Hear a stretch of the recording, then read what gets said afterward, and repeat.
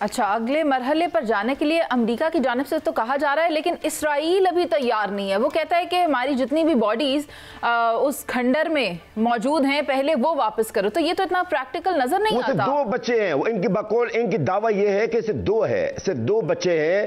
وہ اسی دو کے ان کی دعویٰ یہ ہے کہ دو بچے ہیں، جب تک وہ ہمیں نہیں ملیں گے ہم اگلے مرحلے میں نہیں جائیں گے. یہ کیا بات ہوئی ہے؟ یعنی سمجھ میں نہیں آ رہا.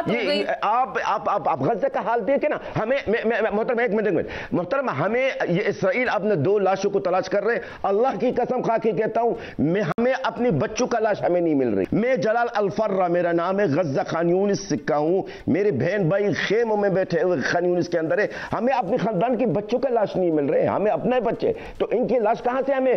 بھائی لاش تلاش کرنے کے لیے وسائل چاہیے نا، مشینری چاہیے. یہ اور اوپر سے آپ بمباری بھی کر رہے ہیں، مشینری بھی نہیں ہے، وسائل بھی نہیں ہے، لاش بھی مانگ رہے. یہ بہانہ بازی ہے میرے بہن، اور کچھ بھی نہیں ہے. کتنے بچے جلال الفرا صاحب، کتنے بچے ہیں جن کی لاشیں نہیں مل رہی؟ میں ان دو بچوں کی بات ابھی نہیں کری جو اسرائیلی ہیں، مجھے ان فلسطینی بچوں کے بارے میں بتائیں. کتنی تعداد میں وہ بچے ہیں جو اپنے گھروں سے الگ ہو گئے ہیں، جو اس دنیا سے رخصت ہو گئے ہیں، جن کے پیارے انہیں تلاش کر رہے ہیں مگر وہ انہیں مل نہیں پا رہے؟ میرے بہن اس وقت جو فگرز ہے بچوں کے جو شہادت ہوئی ہے غزہ کے اندر ہے 22,710. ابھی بھی غزہ کے اندر 15 سے 20 لاپتہ لوگ کے کئی مہینوں سے، جن میں بچے بھی ہیں. اب یہ مجھے بتائیے گا کہ کئی مہینوں سے جو ملبے کے نیچے لوگ ہیں، چاہے وہ بچے ہیں، خواتین ہیں، مرد ہیں یا کوئی بھی ہو، کیا وہ زندہ ہوں گے؟ ممکن نہیں ہے. اس دن ایک دل خراش منظر تھا جب ایک بیٹا، یار میں کیا بولوں، میں آپ کو کیا بتاؤں، ایک بیٹا اپنا باپ کی ہڈیاں نکال رہا تھا، اپنا باپ کا ہڈیاں زمین سے نکال رہا تھا، اور زمین سے ایک ہڈی نکال کر بیسز میں نکال کر شاپر میں ڈال رہا.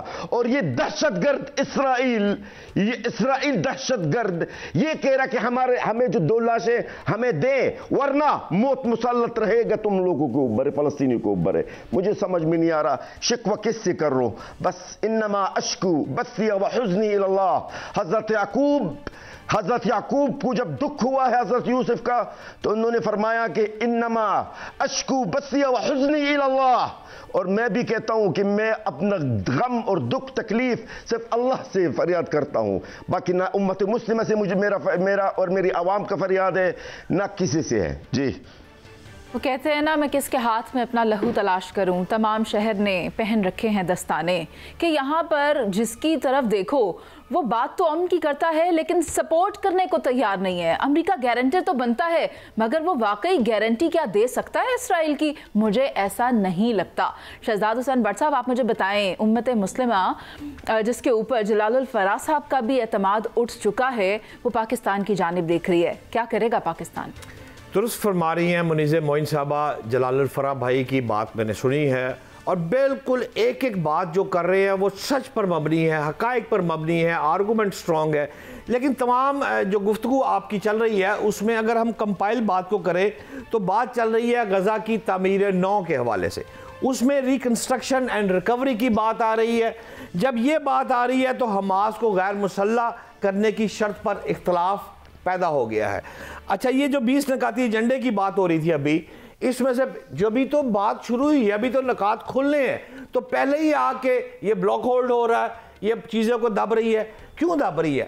ہماری فیور میں انٹرنیشنل میڈیا ہمارے ساتھ آ رہا ہے. وزیر خارجہ جو مصری ہے اس نے آگے بھی واضح طور پر کہہ دیا ہے کہ جنگ بندی کی نگرانی اور غزہ کی سرحدوں کی جو حفاظت ہے وہ پاکستان کر سکتا ہے، انڈونیشیا کر سکتا ہے، مصر کر سکتا ہے. ہمارا کام یہ ہے، ہمارا کام یہ تو نہیں کہ ہم کرائے کے گنڈے ہیں اور ہم جا کر حماس سے فائرنگ شروع کر دیں اور حماس سے لڑائی شروع کر دیں. یہ ہمارا مقصد نہیں ہے، اور نہ یہ ہم پاکستان نے کرنا ہے.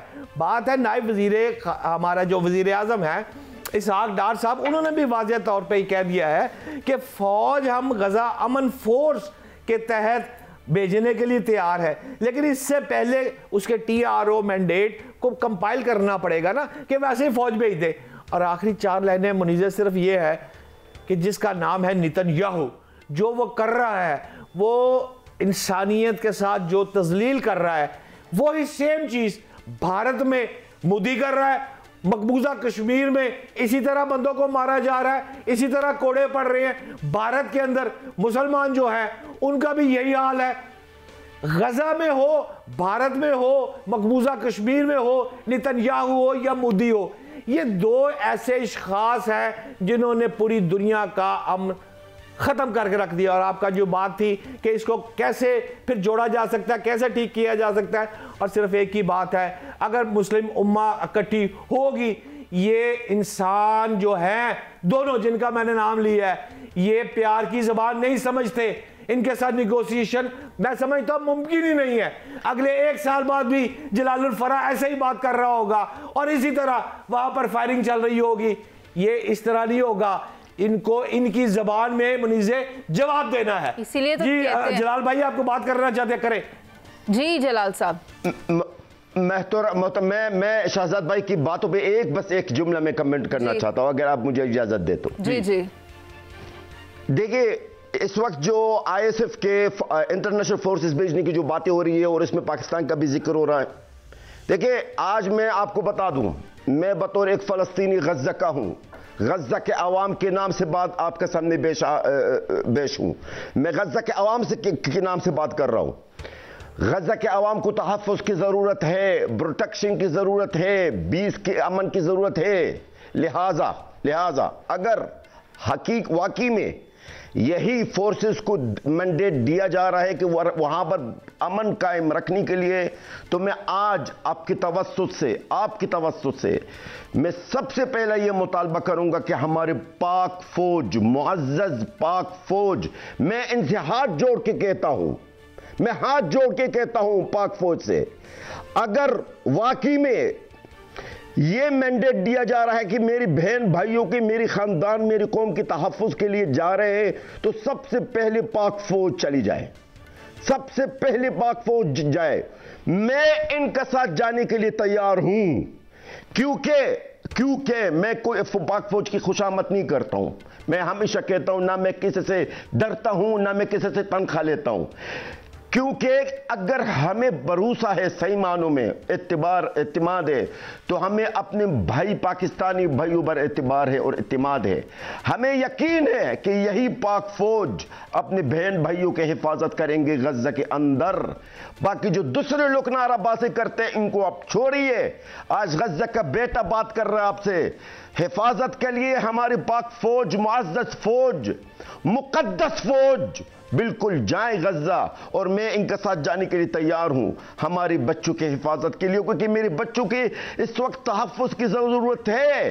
کم سے کم میں یہ دیکھنا چاہتا ہوں کہ میرے ایک پاکستانی فوج کی جوان ہے کہ میرے بہن بھائیوں کو پانی کا بوتل ہاتھ میں دے رہا ہے, تو میں ان کے ہاتھ چوم لوں گا انشاءاللہ. جی معذرت چاہتا ہوں جلال بھائی, آپ جو بات کر رہے ہیں, بات ہو رہی ہے پاکستانی فوج جو ہے اس نے جنگ بندی کی نگرانی اور غزہ کی سرحدوں کی حفاظت کی بات لیے جانا ہے. ہم نے حماس سے لڑائی کے لیے تو نہیں جانا نا, جو ہمیں استعمال کیا جا رہا ہے. پاک فوج جانے کو تیار ہے, لیکن اصولی موقف ان کا غلط ہے. بالکل ہمارا کیا قصور ہے, آپ بتا دیں. سر میں ایک گزارش کرنا چاہتا ہوں. جس فوج کا سربراہ ہے حافظ قرآن ہے, وہ جن کے سینہ میں قرآن ہے, آپ آنکھ بند کر کے انشاءاللہ العظیم میں سمجھتا ہوں کہ وہ اپنے مسلمان بہن بھائی بچوں کی حفاظت کے لیے ہوگا, وہ کسی کی جال میں آنے والا نہیں ہے. جی اس لیے کہ میرا یہی مطالبہ میں دوبارہ دہرا رہا ہوں شہزاد بھائی, کہ پاک فوج اب میرے بہن بھائیوں کے, میرے عوام کے تحفظ کے لیے جائیں. میں اور میرے عوام مطالبہ کر رہے ہیں. ہاتھ جوڑ کر آپ کی اپیل ہے یہ پاک فوج سے کہ وہ فلسطینی مدد کے لیے جائیں. فلسطین کے بیٹے ہونے کی حیثیت سے, غزہ کے نمائندے ہونے کی حیثیت سے آپ ہاتھ جوڑ کر پاک فوج سے یہ اپیل کرتے ہیں کہ وہ فلسطین میں جائے اور وہاں پر نہتے بچوں, بزرگوں اور ضعیفوں کی مدد کریں اور اپنا حصہ ڈالیں فلسطین کے امن اور قیام کے لیے. بہت شکریہ.